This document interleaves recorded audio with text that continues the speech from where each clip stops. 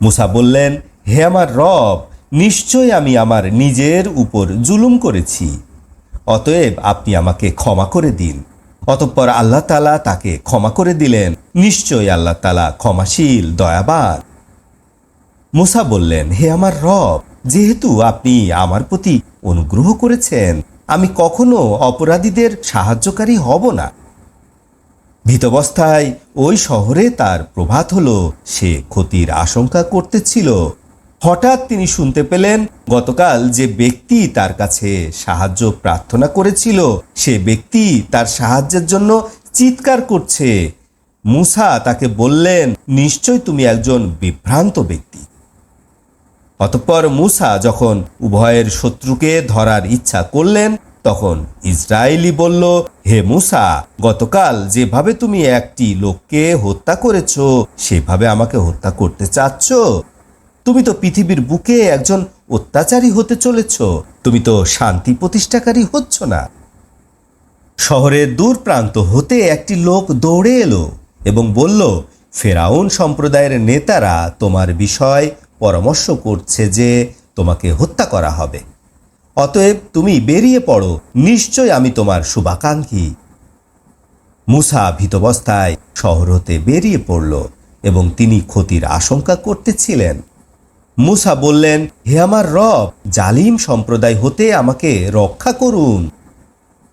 অতঃপর যখন তিনি মাদিয়ান অভিমুখে যাত্রা শুরু করেন, তখন বললেন, আশা করি আমার রব আমাকে সরল পথ দেখাবেন। অতঃপর যখন তিনি মাদায়েনের পানির কাছে অবতরণ করলেন, তথায় দেখতে পেলেন একদল মানুষ তাদের পশুগুলিকে পানি পান করাচ্ছে এবং তাদের পিছনে দুই নারী তাদের বকরিগুলিকে থামিয়ে রেখেছে। মুসা তাদেরকে জিজ্ঞাসা করলেন, তোমাদের কি হয়েছে?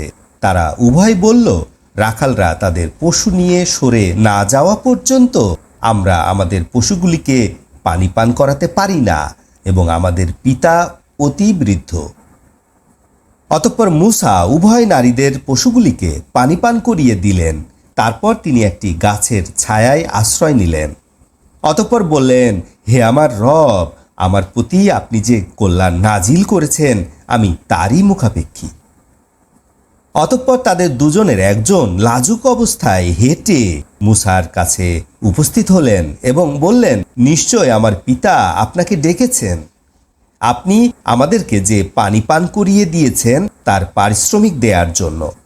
অতঃপর যখন তিনি তার কাছে আসলেন এবং ঘটনার বিবরণ দিলেন, তখন শুআয়ব বললেন, তুমি ভয় করো না, তুমি জালিম সম্প্রদায় হতে মুক্তি লাভ করেছ। তাদের দুজনের একজন বলল, হে পিতা, তাকে কর্মচারী নিযুক্ত করুন। নিশ্চয় আপনি যাকে কর্মচারী নিযুক্ত করতে চান, সেক্ষেত্রে উত্তম সেই যে শক্তিশালী এবং আমানতদার। শুআয়ব বললেন, নিশ্চয় আমি চাচ্ছি যে আমার এই দুই কন্যার মধ্যে হতে একজনকে তোমার সাথে বিয়ে দেব, এই শর্তে যে তুমি 8 বছর আমার কাজ করবে।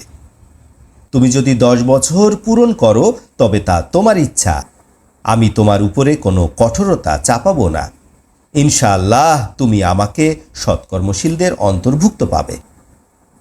মুসা বললেন, ইহা আপনার ও আমার মধ্যে সীমাবদ্ধ থাকলো দুটো মেয়াদের, যেটাই আমি পূরণ করি আমার উপরে যেন চাপ সৃষ্টি করা না হয়, এবং আমরা যা বললাম এ বিষয়ে আল্লাহ তাআলা জিম্মাদার।